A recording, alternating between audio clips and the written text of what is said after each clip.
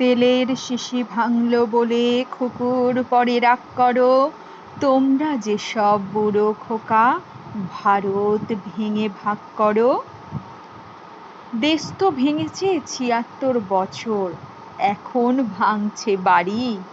চারিদিকে আর্তনাদ, চিৎকার, হাহাকার করছে তোমার আমার ঘরের নারী।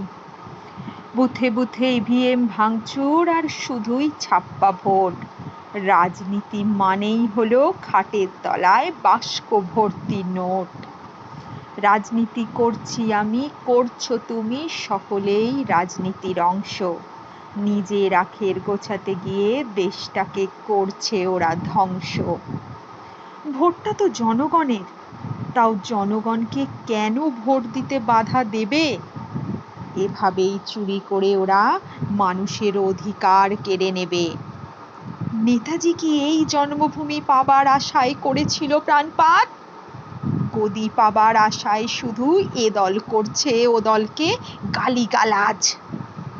চুরির টাকার ভিক্ষাবৃত্তি এবার বন্ধ করো।